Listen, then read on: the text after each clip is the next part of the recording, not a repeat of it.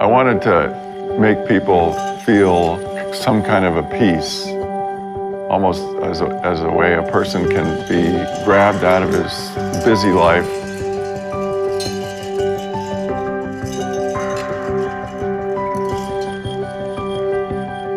My name is Anthony Howe. I'm a kinetic wind sculptor that works primarily in stainless steel.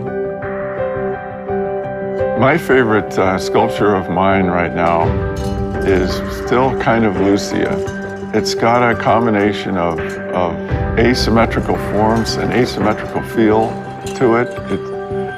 It's got a lovely movement where it seems small and then expands to a big flower. I chose Orcas as a place to work because we needed to have a good source of wind. Had a view of the ocean and a very good exposure to the wind. The highest winds that I've recorded in my field have been around 50 miles an hour. Stuff that moves captures my passion more than stationary things do. When I was a kid, I used to make things with my hands. That was my biggest pleasure in the world.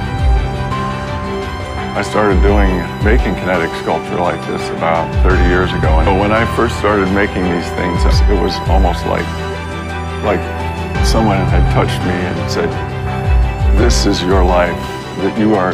I had chills up and down my back. That was a moment I knew what I should do. I start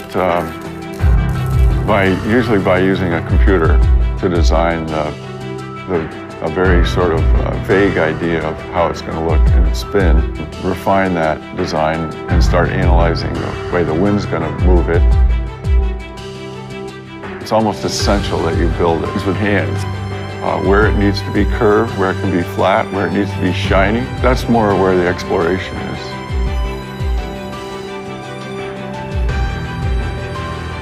I was contacted by Marco Balic to see if I was interested in designing the cauldron. We came up with a design, more sun-like design. It was a kind of a spiraling, highly reflective, shiny stainless steel balls design.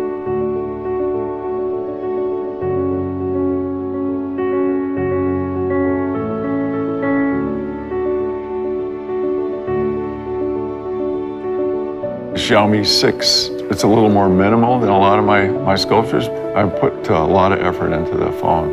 We made a mirror-like stainless steel back to the phone, which is very beautiful and elegant, smooth, and also kind of invisible in a way.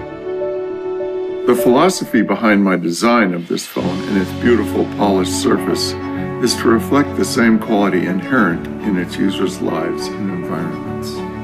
Make material has life. It brings the environment closer to the people's lives, bringing a magical quality into the users' lives. The manufacturing of this phone has a very critical aspect.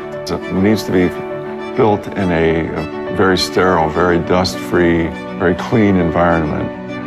If that tiny particle gets into the phone, it can mess up the construction. Often when you're talking to people and one of the first questions people want to know is how long it took you to make something. How long it took you to make something? Well, it took a lifetime to make.